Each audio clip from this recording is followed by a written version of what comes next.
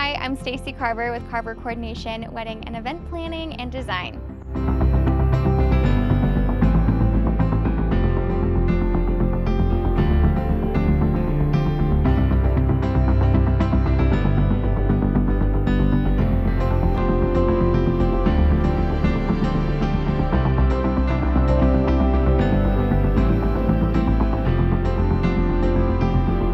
We have been in business now for 8 years.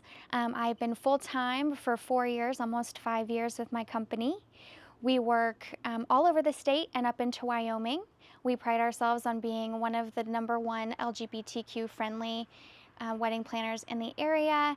And we do all types of packages for couples, including wedding management, which is our spin on day of coordination, all the way up to full service planning and design. We work about 40 weddings a year. There are multiple people on my team, and we absolutely love what we do.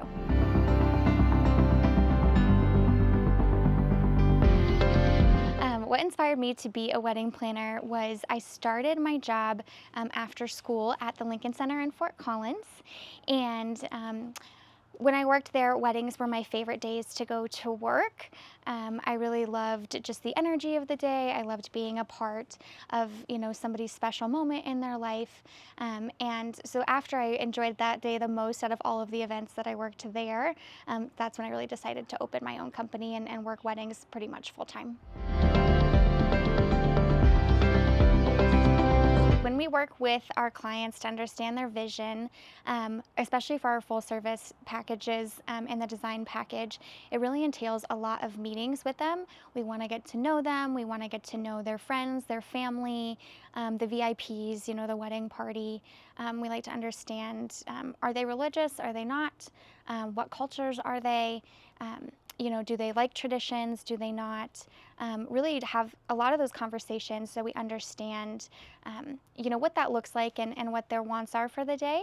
And then we also talk about who's paying for the wedding because we want to have those individuals included in the conversations as well. And then some of the design questions really are a little bit more obscure, and it's like, where do you buy your home decor? What do you collect? Do you have any pets? Where do you like to go on hikes? What's your favorite vacation destination? Because some of these do tell us a little bit more about their aesthetic, a little bit about what their hobbies are, and then that helps us craft, some surprises for them, some unique things that we can include in their wedding that's going to make them stand out from all of their other friends who are getting married.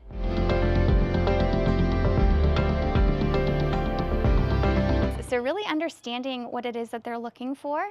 One of my favorite parts about wedding planning is the different cultures and the different traditions, and that I get to learn and be exposed to new things that I'm not familiar with.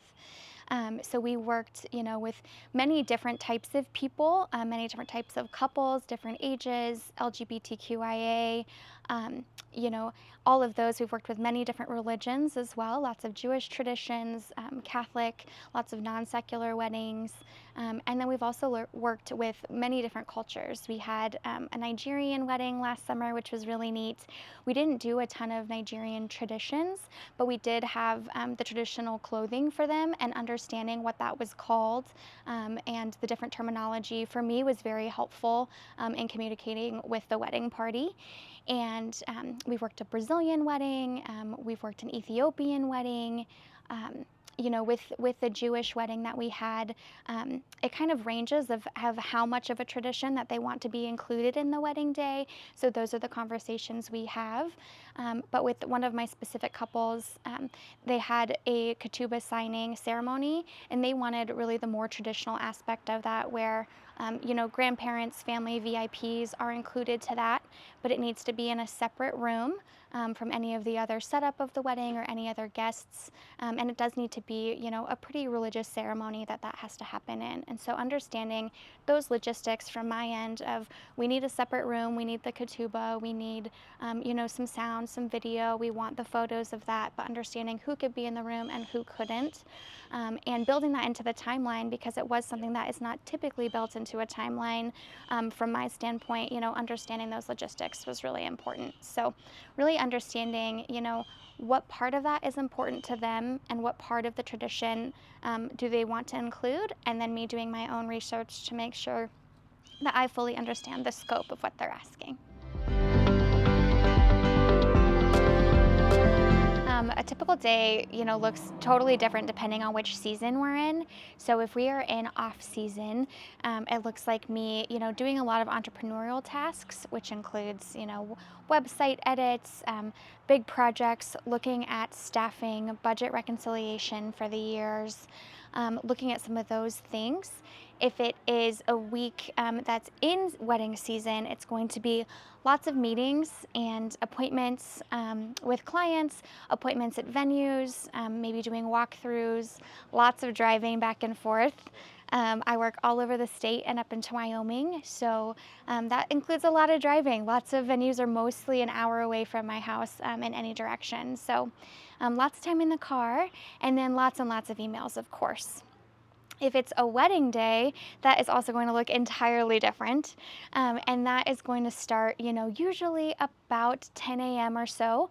I always text the couple in the morning and check in and make sure, that they are set and ready to go for the day. And then 10 a.m. is when I show up to the venue and that role really starts.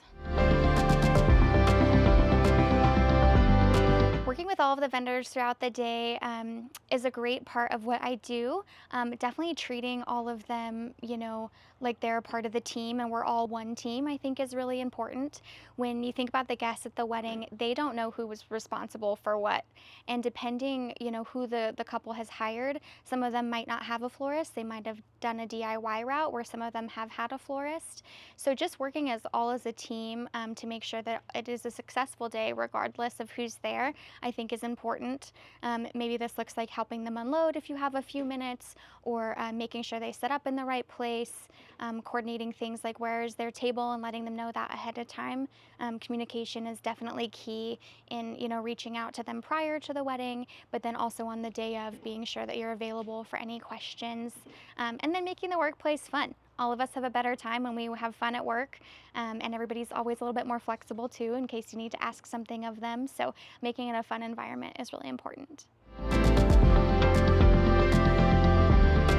The most rewarding part for me working a wedding is kind of twofold.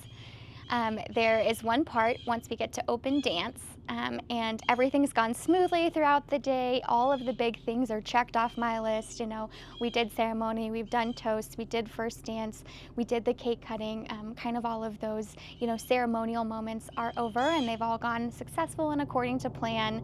That is a moment that I definitely take pride in my work when we've gotten to open dance successfully. And then the other part is at the end of the night, when the couple comes up and gives me a big hug and says that this was, perfect, it's just what they wanted, and that they're so happy. Every wedding is going to have something that's going to go wrong, regardless of how much you plan and prep, and it might be something tiny, it might not be. So definitely approaching every situation very calmly is how we do it. Our company motto is Creative Composed Coordination, and composed is second for a reason before logistics, because it is really important. Staying composed in a situation where things are not going to according to plan can really help the event still be a success regardless of what the issue is. Um, Stress spreads really, really fast at a wedding, and so trying to mitigate that is part of our job. And so by doing that, I like to have a motto of everything is figure outable. It's not necessarily a real word, but it is a real approach, and that's just to creative solutions. So if we can approach the problem calmly, understand what the problem is, why it happened, then we can start thinking of ways that we can solve it that are going to be creative and hopefully successful. Yeah, I think that's really important to stay creative and stay passionate about what we do. I think thinking about the reason for the day is really important.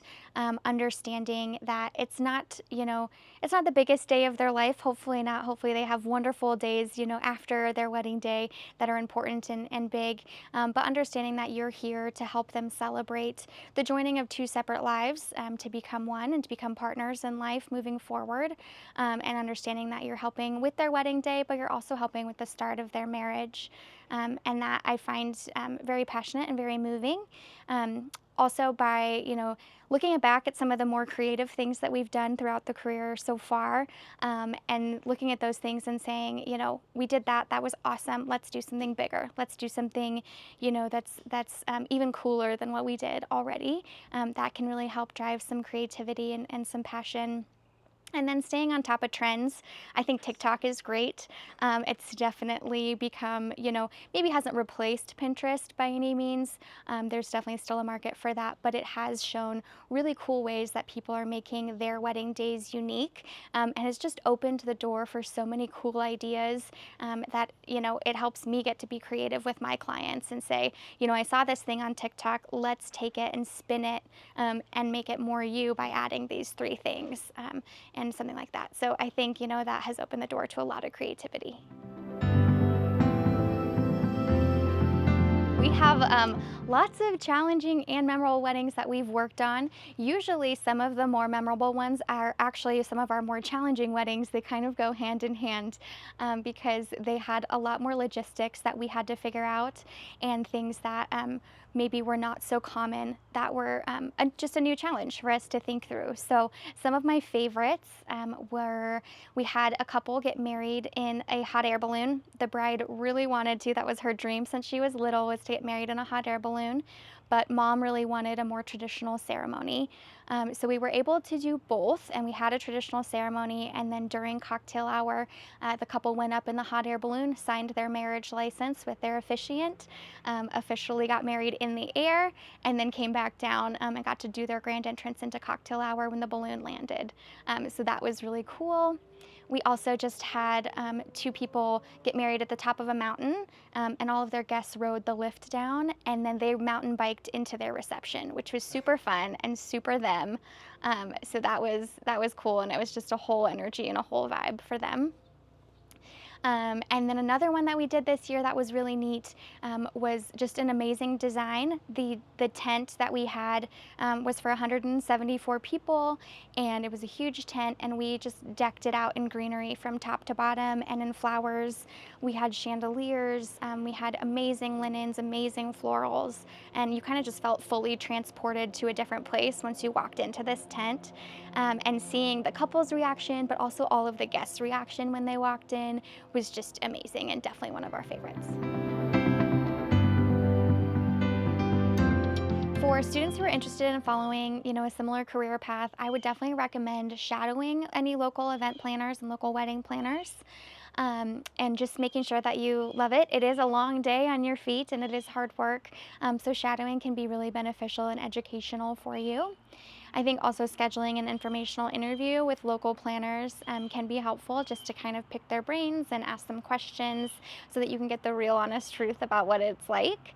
And then volunteering for events is great. It's good experience to have on your resume. Events are always looking for volunteers to help in certain regards, and it's a great tool to get your foot in the door with people who are putting on events, and getting to know some of those vendors in the industry. I also offer an internship for any students who are interested. That happens every year for the summer season for weddings. And if you're interested in that, you can reach out through DMs on Instagram, or you can send me an email at carvercoordination@gmail.com. Thank you so much. Yeah. That was awesome. Yay!